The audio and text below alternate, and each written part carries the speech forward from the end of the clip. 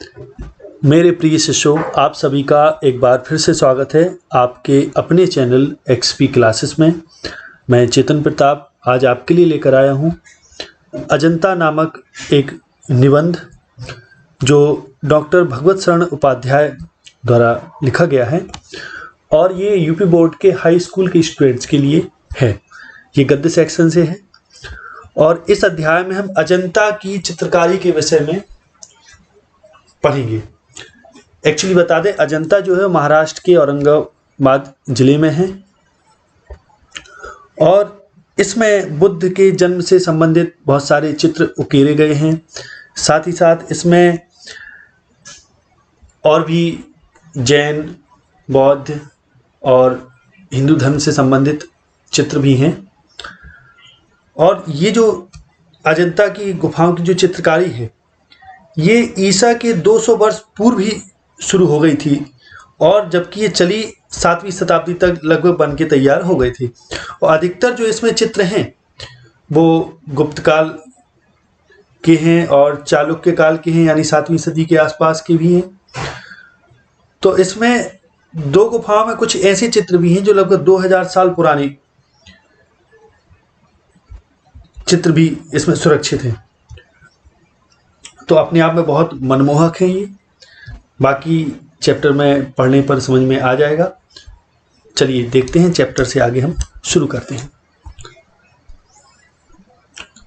अजंता। जिंदगी को मौत के पंजों से मुक्त कर उसे अमर बनाने के लिए आदमी ने पहाड़ काटा है।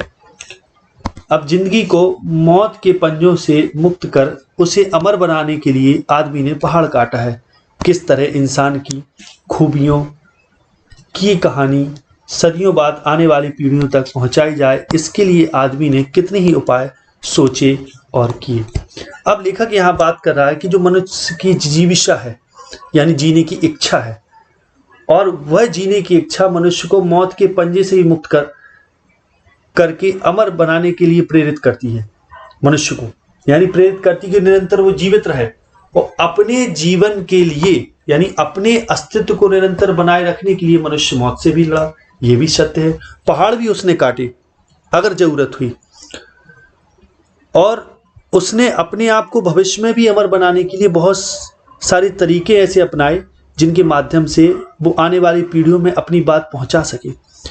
बहुत सारे मनुष्य ने उपाय किए। लेखक उसके बारे में बात कर रहा है। तो आगे लेखक कहता है उसने चट्टानों पर अपने संदेश खोदे, यानी अपने बारे में जो अपने मनुष्य प्राचीन भारत के या और उसके पहले जो चित्रकारी या शिल्पकला के प्रतीक आज भी हैं भारतवर्ष में, तो वहाँ बहुत सारे संदेश जो खोदे मनुष्य ने, उस जमाने के मनुष्य ने एक भविष्य में हमें एक धरोहर दी हमारे लिए। उन्होंने अपने भविष्य के लिए यानी हमारे लिए एक धरोहर दी और पत्थरों में ऐसे संदेश, चट्टानों में ऐसे संदेश खोदे जिनको पढ़कर हमें उनके बारे में जानकारी मिले। तो आगे देखें, ताड़ों से ऊंचे धातुओं से चिकने पत्थर के खंबे खड़े किए। ताड़ों से ऊंचे यानी ताड़ नामक जो वृक्ष होता है उससे भी ऊंचे ऊंचे खंबे चिकने खड़े कर दिए।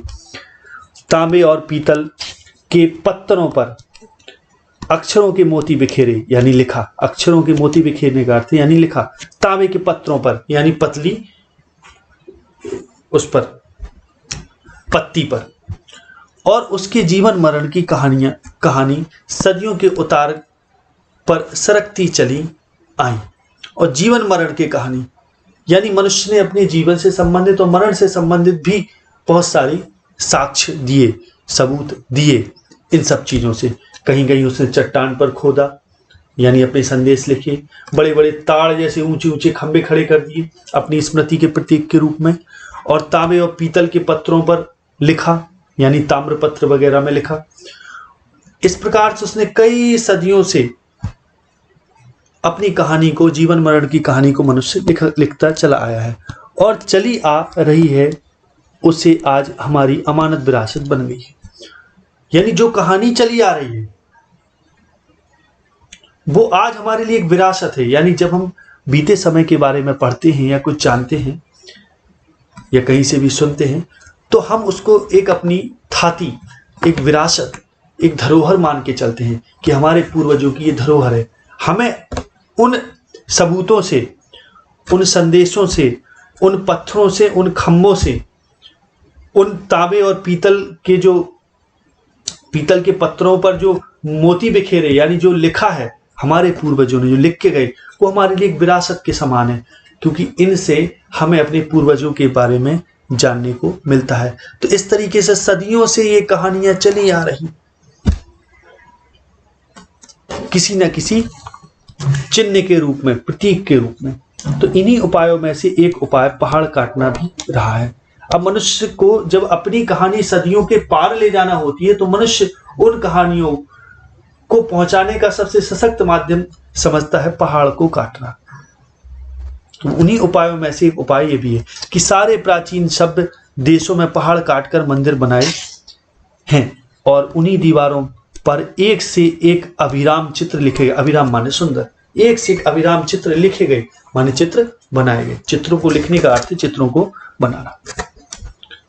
अब प्राचीन समय में जब मंदिर वगैरह बनाए जाते तो अधिकतर मंदिरों को पहाड़ काट के ही उकेरा जाता था, यानी पहाड़ काटकर मंदिर बनाए, अलग से कहीं पत्थर नहीं लाया जाता। उसी एक पहाड़ को चुन लिया और उसी पहाड़ को काट काट के मंदिर की आकृति दे दी, ताकि भविष्य में ये सबूत रहे इस बात का, ये सनद रहे कि कभी कोई बहुत उत्तम किस्म की एक कला रही मनुष्य में।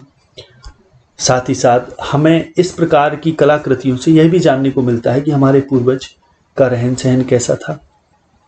आगे देखें, आज से कोई 2,2500 साल पहले से ही हमारे देश में पहाड़ काटकर मंदिर बनाने की परिपाटी यानी परंपरा थी।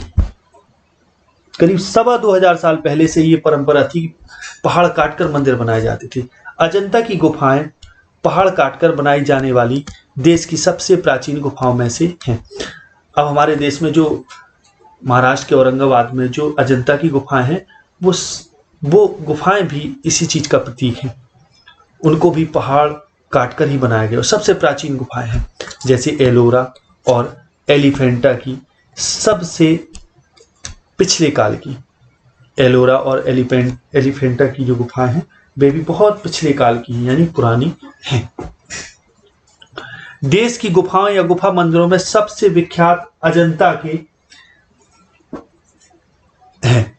अब देश की अगर गुफा या गुफा मंदिरों, अब गुफा और गुफा मंदिर में क्या अंतर है? गुफा तो हो गई गुफा, यानी एक गर्भगृह, और गुफा मंदिर ये हुआ जो गुफा के अंदर जो मंदिर हो उसको गुफा मंदिर कहते हैं।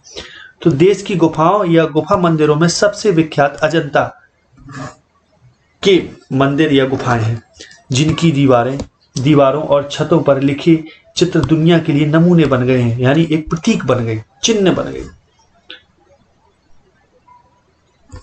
अब जो एलोरा है वो महाराष्ट्र के औरंगाबाद स्टेशन से 24 किलोमीटर उत्तर पश्चिम में स्थित एक गुफा है। एलोरा में अधिकतर मूर्तियां हैं, जबकि अजंता में चित्र कला भी है, और इसी प्रकार से एलिफेंटा की गुफाएं भी हैं। आगे देखें तो चीन के तुनहुआंग और श्रीलंका के सिमरिया की पहाड़ी दीवारों पर उसी नमूने के चित्र नकल कर लिए गए थे, यानी जो चित्र या जो गुफा मंदिर या जो गुफाएं अजंता और एलोरा में हैं, वही गुफाएं उन्हीं की नकल चीन के तुनहुआंग और श्रीलंका के सिमरिया की पहाड़ियों में भी उसी पहाड़ियों की दीवारों पर उसी प्रकार के नमूने बनाए गए। और जब अजंता के चित्रों ने विदेशों को इस प्रकार अपने प्रभाव से निहाल किया, माने भर दिया, निहाल करने का मतलब है भर देना, आनंदित कर देना। तो जब अजंता के चित्रों ने विदेशों को इस प्रकार अपने प्रभाव से निहाल किया, अब प्रभाव से निहाल करने का अर्थ है कि लोग इनके प्रभाव में आ गए, यानी विदेशी भी इन चित्रों को देखकर बड़े प्रभावित हुए। और तब भला अपने देश के नगर देहात उसके प्रभाव से कैसे निहाल ना होते। तो जब विदेशी इतने प्रभावित हुए, निहाल होना माने प्रभावित होना, तो नगर देहात के लोग भी या अपने देश के जो नगर और देहात गांव के लोग हैं वो कैसे प्रभावित ना होते। यानी ये कहने का अर्थ ये है कि देश विदेश से लोग इन कलाकृतियों को देखने आते हैं अजंता और एलोरा की गुफाओं को। बाघ और सित्तन वसल की गुफाएं उसी अजंता की परंपरा में है। यानी बाघ की गुफाएं और सित्तन वसल की गुफाएं जो है वो उसी प्रकार की परंपरा के अनुसार हैं जो अजंता में जिस प्रकार की परंपरा को लेकर या विधि को लेकर, परंपरा माने विधि लेकर जो अजंता में चित्रकारी की गुफाएं बनाई गई, चित्रकारी की गई, ये गुफाएं बनाई गई, वही बाघ और सित्तन वसल में भी है, जिनकी दीवारों पर जैसे प्रेम और दया की एक दुनिया ही सिरज गई माने बन गई। सिरजना माने बनाना। यानी इन गुफाओं में जो चित्रकारी और जो मंदिर या जो मूर्तियां बनाई गई हैं उनमें प्रेम प्रधान है, दया प्रधान है, यानी प्रेम से संबंधित अधिक चित्र हैं। और जैसे संग साजों ने, संग साज का अर्थ होता है वह जो पत्थर में काम करे, पत्थर की कारीगरी करने वाला। और जैसे संग साजों ने उन गुफाओं पर रौनक बरसाई है, माने एक सौंदर्य बरसा दिया। और चितेरे जैसे रंग, चितेरे माने चित्रकारों ने जैसे रंग और रेखा में दर्द और दया की कहानी लिखते गए, और चित्रकारों ने भी इस तरीके से उसमें रंग भरा कि ऐसे लगता है जैसे दर्द भी उसमें उभर रहा है। उन चित्रों को देखकर दर्द की भावना उत्पन्न होती है, दया की। कलावंत छेनी से मूर्तें उभारते कोरते गए हैं, और जो कलावंत यानी जो कलाकार लोग रहे उन्होंने अपनी छेनी एक प्रकार का एक ऐसा साधन होता है पत्थर तोड़ने वाले के पास जो लोहे का होता है, जिसकी मदद से हथौड़े पर छेनी पर हथौड़े से प्रहार करके मूर्तियां उकेरते। जो कला शिल्पकार होते हैं वो छेनी की सहायता से ही मूर्तियों को उकेरते हैं, यानी उभारते हैं, कोरते हैं। तो इन्होंने भी अपनी पूरी क्षमता से उन मूर्तियों को उभारने में प्रयास किया।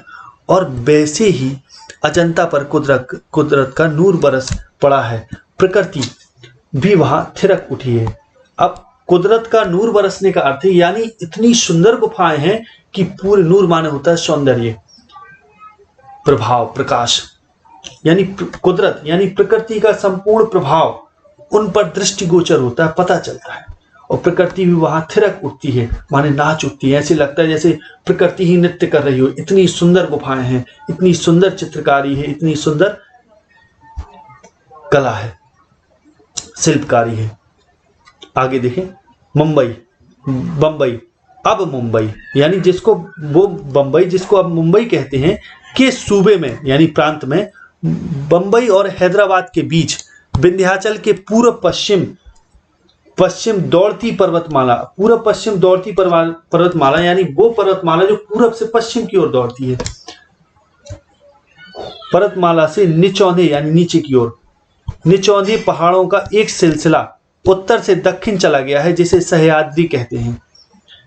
यानी एक सिलसिला माने क्रम यानी कतार जो उत्तर से दक्षिण की ओर गई, जिसे सह्याद्री कहते हैं।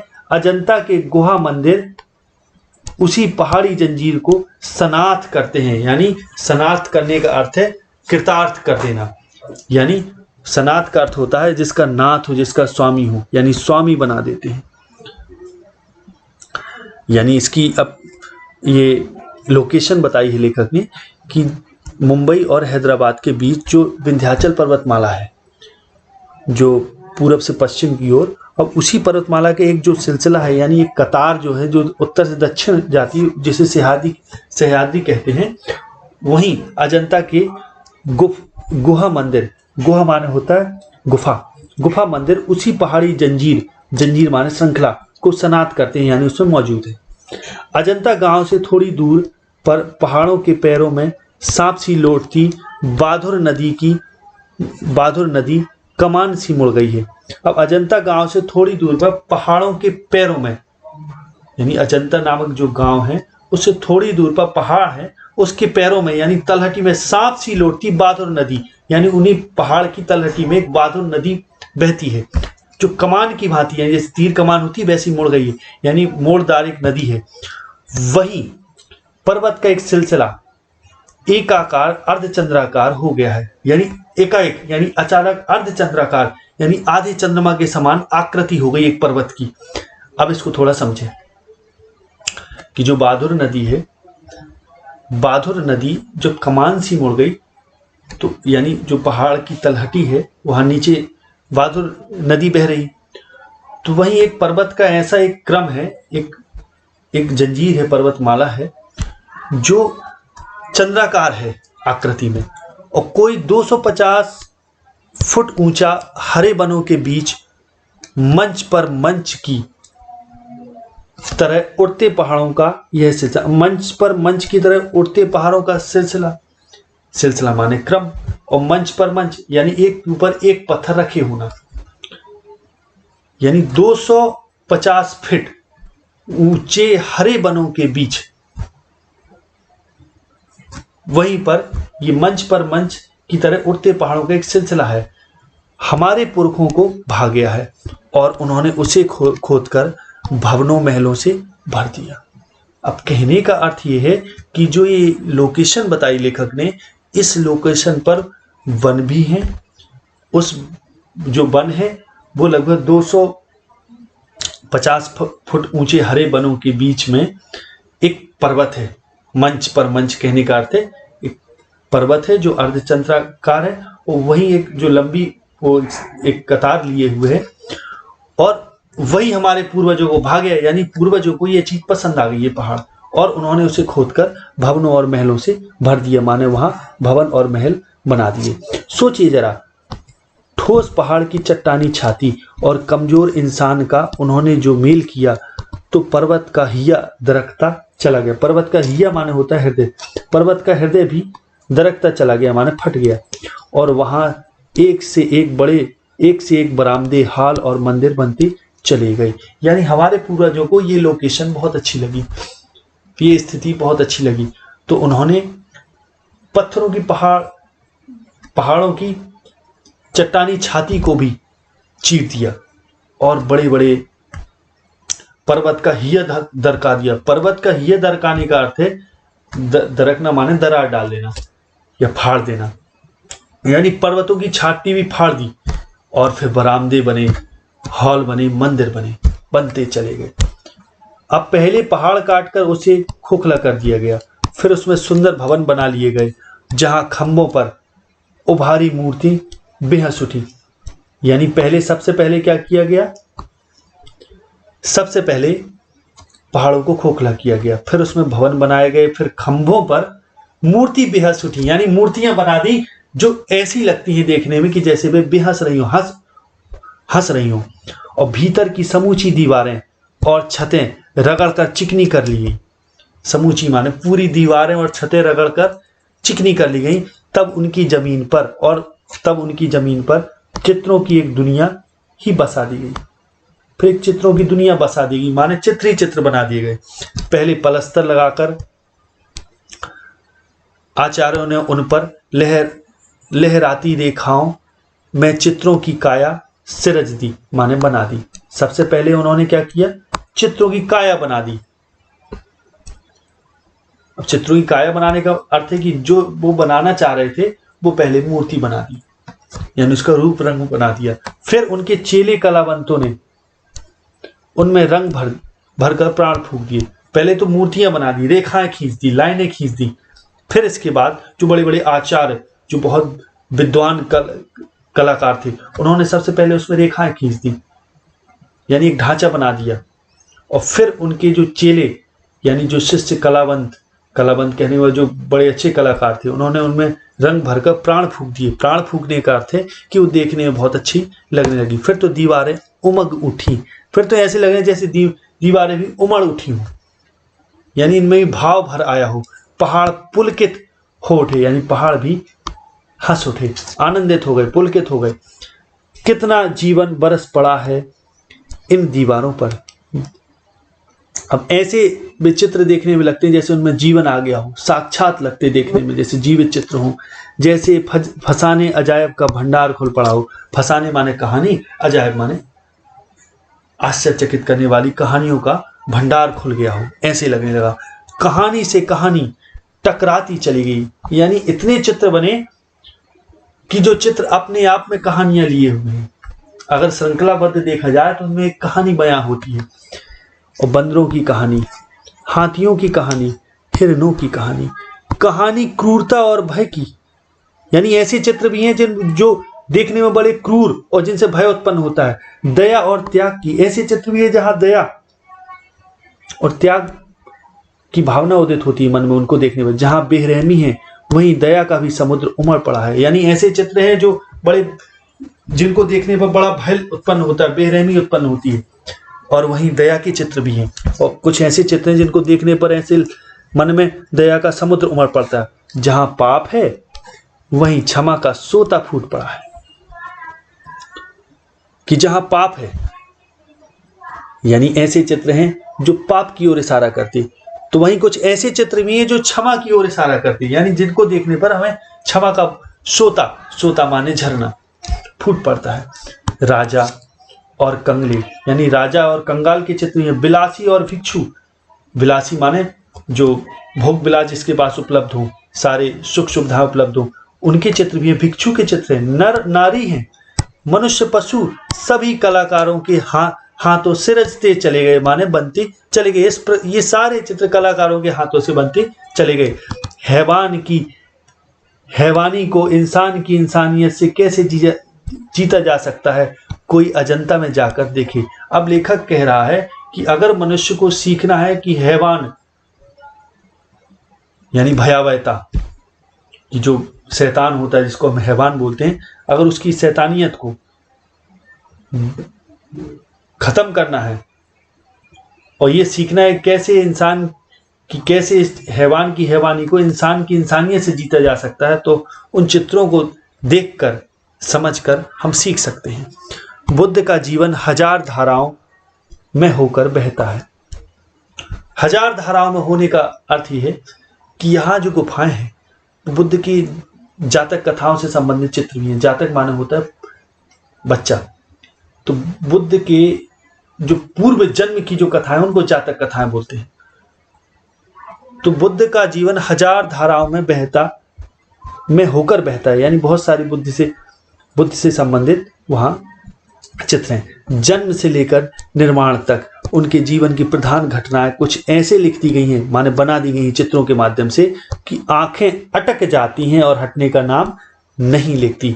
यानी बहुत आकर्षण महसूस होता है, ऐसे लगता है कि बस देखते ही रहें। जन्म से लेकर निर्वाण माने होता है मोक्ष, यानी मृत्यु तक। यह हाथ में कमल लिए बुद्ध खड़े हैं और जैसे छवि झलकी पड़ती है। यानी इतना सुंदर चित्र है, जब बुद्ध हाथ में कमल लिए हुए खड़े हैं, ऐसे लगते हैं जैसे उनकी जो छवि है वो ही झलकी पड़ती, कुछ बोलना चाह रही है, छलकी पड़ती है। उभरे नयनों की ज्योत परसती जा रही है, और जो उनकी नेत्र है। अब यहाँ लेखक जो बुद्ध की प्रतिमा है जो एक हाथ में कमल लिए हैं, उसकी सुंदरता के विषय में बताते हैं कि छवि तो ऐसे लग रही जैसे कुछ बोलना चाहे, छलक पड़ रही, और उनके जो उभरे हुए नेत्र है वो ऐसे लग रहा है जैसे उनमें ज्योति पसर रही, यानी जो रोशनी निकल रही हो, फैल रही हो। पसरना माने फैलना। और यह यशोधरा है, वैसे ही कमल नाल धारण किए त्रिभंग में खड़ी। त्रिभंग माने होता है स्त्री के खड़े होने की मुद्रा। यशोधरा यानी जो बुद्ध की पत्नी थी, वो हाथ में कमल नाल लिए खड़ी हैं। और यह दृश्य है महाभिनिष्क्रमण का। महाभिनिष्क्रमण माने वो घटना है जब बुद्ध ने वैराग्य लेकर गृह त्याग किया था, घर से निकले थे, तो उस घटना को महाभिनिष्क्रमण कहते हैं। तो वहां इस घटना का भी चित्र है। यशोधरा और राहुल निद्रा में खोए। यशोधरा और जो बुद्ध का पुत्र है गौतम बुद्ध का, वो राहुल, ये निद्रा में खोए थे तब बुद्ध घर छोड़कर निकले थे, तो वो चित्र भी वहां है। गौतम दृढ़ निश्चय पर धड़कते हिया को संभालते। हालांकि ऐसा चित्र है जिसमें जब बुद्ध गृह त्याग करे तो गौतम बुद्ध का दृढ़ निश्चय वाला जो हृदय है वो भी उसको अपने हृदय, हिया माने हृदय को, धड़कते हृदय को वो संभाल रहे हैं, ऐसा चित्र है। यानी कुछ ऐसी भावभंगिमा उसको देखने पर चलती, ऐसे लगता है जैसे बुद्ध ने दृढ़ निश्चय तो कर लिया है घर छोड़ने का, लेकिन साथ ही साथ उनका हृदय भी कप रहा है। और यह नंद है अपनी पत्नी सुंदरी का भेजा। द्वार पर आए बिना भिक्षा के लौटे भाई बुद्ध को लौटाने जो आया था और जिसे भिक्षु बन जाना पड़ा। और एक चित्र ऐसा है जो नंद है, वो नंद बुद्ध के भाई हैं और यह नंद है अपनी पत्नी सुंदरी का भेजा, यानी उस नंद की जो पत्नी है सुंदरी, उसने नंद को भेजा कि जाइए देखिए द्वार पर कौन है भिक्षा के लिए आया। तो जब वो द्वार पर बुद्ध भिक्षा के लिए आए होते हैं तो उनको लौटाने के लिए जाता है, लेकिन वो स्वयं भिक्षु बन जाता है। और द्वार पर आए बिना भिक्षा के लौटे भाई बुद्ध को लौटाने जो आया था और जिसे भिक्षु बन जाना पड़ा। यह चित्र भी है। बार बार वह भागने को होता है पर बार बार पकड़कर संघ में लौटा लिया जाता है, यानी बार बार उसका मन लौटता है कि वो वापस घर चला जाए, भिक्षु ना बने, लेकिन बार बार संघ के जो भिक्षु उसको पकड़कर बार बार वापस कर लेते। ऐसा चित्र भी उधर है। उधर फिर वह यशोधरा है बालक राहुल के साथ। एक चित्र है जिसमें यशोधरा बालक राहुल के साथ है। बुद्ध आए हैं पर बजाय पति की तरह आने के भिखारी की तरह आए हैं। माने अब बुद्ध आए तो हैं, एक पति की तरह नहीं आए, एक भिक्षु की तरह आए और भिक्षा पात्र देहली में चढ़ा देते हैं और भिक्षा पात्र देहली में रख देते हैं, घर के बाहर दरवाजे में। देहली बोलते हैं दरवाजे को। और यशोधरा क्या दे जब उसका स्वामी भिखारी बनकर आया है, और क्या न दे डाले। अब लेखक यहां कह रहा है कि जब ऐसी स्थिति है कि पत्नी सामने खड़ी है, राहुल है, और बुद्ध भिक्षा का पात्र लेकर जब आए तो मिलने थे, लेकिन इस स्थिति में आए कि भिक्षा का पात्र ही उन्होंने देहरी पे लाके रख दिया कि भवती भिक्षाम देही। तो अब लेखक कह रहा है इस स्थिति में कोई पत्नी अपने पति को जब इस स्थिति में भिखारी के रूप में देखे तो क्या दे, और फिर क्या ना दे डाले जब पति ही आया है भिक्षा ले। यानी एक तो देने को कुछ नहीं, और अगर देने में आए तो क्या ना दे दे। पर है ही क्या अब उसके पास? उसकी मुकुटमणि सिद्धार्थ के खो जाने के बाद। अब मुकुटमणि सिद्धार्थ यानी गौतम बुद्ध के का पूर्व नाम है ये सिद्धार्थ। मुकुटमणि सिद्धार्थ यानी जो उसके मस्तक की शोभा बनने वाले सिद्धार्थ। अब मस्तक की शोभा बनने का अर्थ इधर कोई मणि ना समझ लीजिए, इधर अर्थ है कि स्वामी, उनके पति कि अब लेखक कह रहा है कि ऐसा चित्र भी है जिसमें सिद्धार्थ भिक्षा पात्र लिए हैं, पत्नी सामने खड़ी है, भिखारी बन के आए हैं। पत्नी बहुत कुछ देना चाहती लेकिन दे क्या, क्योंकि उसके पास अब तो कुछ बचा नहीं। एक सिद्धार्थ ही थे जो स्वयं अब चले गए और वही सन्यासी के रूप में भिक्षा मांगते हुए बाहर खड़े हैं। सोना चांदी मणि माणिक हीरा मोती तो उस त्यागी जगत्राता के लिए मिट्टी के मोल नहीं। अगर ये सब चीजें देती है, सोना चांदी मणि माणिक हीरा मोती, तो उस त्यागी जगत्राता यानी जग को त्रास से मुक्त, भय से मुक्त कराने वाली उस त्यागी बुद्ध के लिए ये सब चीजें कोई मोल की चीजें नहीं। तो लेखक कहता है अगर वो उन्हें यह दे भी तो फिर ये भी कोई उसके लिए मोल की बात नहीं है बुद्ध के लिए। पर हाँ है कुछ उसके पास, उसका बचा एकमात्र लाल, उसका राहुल। हाँ, राहुल को दान में दे सकती है और उसे ही वह अपने सर्वस्व की तरह बुद्ध को दे डालती है, यानी अपने पुत्र को ही बुद्ध को दान कर देती है कि इसे आप ले जाइए और इसे भी भिक्षु बना लीजिए। यह चित्र भी है उधर, आगे देखें। और तो जो ये कहानी के रूप में मैं बता रहा हूं आपको, लेखक इसमें बता रहा है, तो आप समझें, ये जो स्टूडेंट इसको गौर से समझें, ये जो कहानी के रूप में बताई जा रही है ये सब चित्र हैं उधर बने। तो आई होप आप लोग समझ रहे होंगे। और उधर वह बंदरों का चित्र है, कितना सजीव कितना गतिमान, यानी ऐसे लग रहा है जैसे चित्र ही चल रहा हो, सजीव बिल्कुल जीवंत। अब चलने का अर्थ है चल नहीं रहा, माने कहने का अर्थ है इतना सजीव, देखने में इतना अच्छा लगता है कि ऐसे लगता है जैसे सजीव बिल्कुल साक्षात जीवित चित्र हो। उधर सरोवर में जल विहार करता हुआ गजराज, और एक ऐसा चित्र भी है जो सरोवर है यानी पानी भरा है और जल विहार यानी जल में कीड़ा कर रहा है, खेल कर रहा है गजराज हाथी, और कमल दंड यानी कमल नाल तोड़ तोड़ कर हाथियों को दे रहा है, ये चित्र भी है। वहां महलों में वह प्यालों के दौर चल रहे हैं, एक ऐसा चित्र भी है जहां महलों में प्यालों के दौर चल रहे हैं, यानी मदिरा वगैरह पी जा रही है। उधर वह रानी अपनी जीवन यात्रा समाप्त कर रही है और उसका दम टूटा जा रहा है। एक ऐसा चित्र भी है जहां एक रानी अपने प्राण त्याग रही, दम टूटने का अर्थ है प्राण त्यागना। खाने खिलाने, बसने बसाने, नाचने गाने, कहने सुनने, वन नगर, ऊंच नीच, धनी गरीब के जितने नज़ारे हो सकते हैं, यानी इन सब चीजों के भी जो नज़ारे यानी चित्र हो सकते हैं, सब आदमी अजंता की गुफाओं की इन दीवारों पर देख सकता है, यानी सब प्रकार के चित्र देखे जा सकते हैं। आगे देखें तो बुद्ध के इस जन्म की घटनाएं तो इन चित्रित कथाओं में है ही, उनके पिछले जन्म की कथाओं का भी इसमें चित्रण हुआ है। यानी बुद्ध की ये तो अभी जो ऊपर जिनकी चर्चा हुई, यशोधरा, राहुल वगैरह, ये सब बुद्ध के जिस जन्म में वो गौतम बुद्ध के रूप में आए थे उसी जन्म की चित्र हैं। लेकिन उसके अलावा बुद्ध के पिछले जन्म की भी कथाओं के भी चित्र हैं, और पिछले जन्म की ये कथाएं जातक कहलाती हैं, और इनकी संख्या 555 है। यानी बुद्ध ने अपने ध्यान मार्ग से, अपनी साधना से, अपनी समाधि के माध्यम से अपने पिछले 555 जन्मों को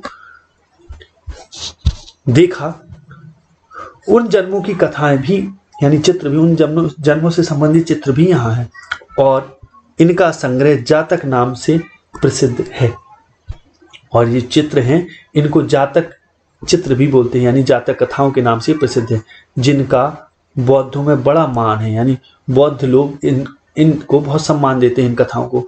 और इन्हीं जातक कथाओं में से अनेक अजंता के चित्रों में विस्तार के साथ लिख दी गई हैं।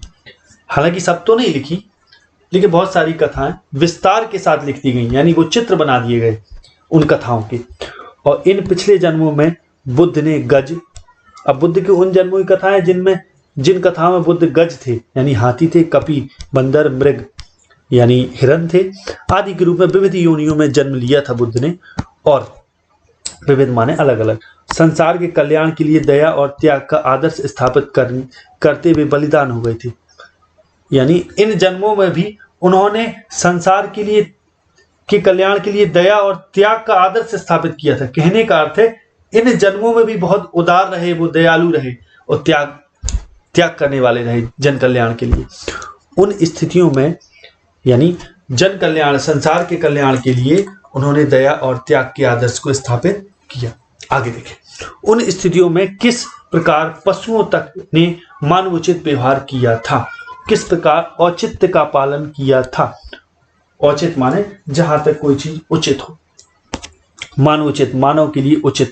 यानी बुद्ध ऐसे जन्म भी हैं, बुद्ध ऐसी कथाओं का उल्लेख भी उन चित्रों में, यानी बुद्ध के पूर्व जन्मों की कुछ कथाओं का, जिसमें ये दर्शाया गया चित्रों के माध्यम से कि बुद्ध ने किस प्रकार से पशु योनियों में तक, यानी जिन जन्मों में पशु भी रहे उन जन्मों में भी उन्होंने कितने अच्छे से मानव के लिए उचित व्यवहार किया और किस प्रकार औचित्य का पालन किया।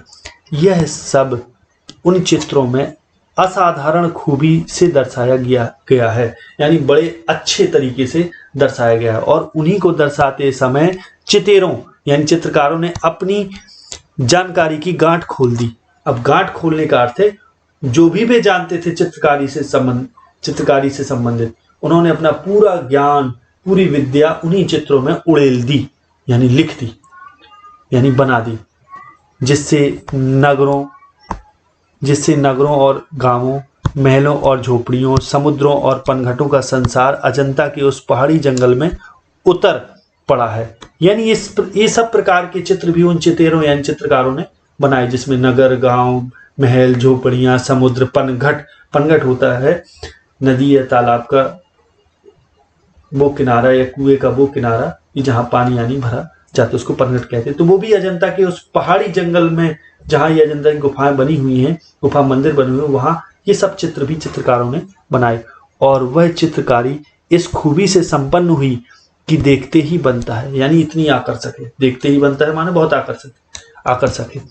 जुलूस के जुलूस हाथी, घोड़े, दूसरे जानवर जैसे सहसा जीवित होकर अपने अपने समझाए हुए काम जादूगर के इशारे पर संभालने लग जाते हैं। यानी इस प्रकार के जीवंत चित्र हैं कि ऐसे लगता है जैसे जब कोई जादूगर कि जुलूस के जुलूस, हाथी कहने का मतलब हाथियों के समूह, घोड़े के समूह या अन्य जानवरों के समूह को जब कोई इशारे से कोई काम देता है तो वे लोग बड़े अच्छे से कार्य करते हैं। तो ऐसे ही उन चित्रकारों ने भी इस तरीके से चित्रकारी की कि ऐसे लगता है जैसे जो भी चित्र बने वो सब अपने आप में जिसके लिए बनाए गए वो वही चीज उसमें प्रदर्शित कर रहे।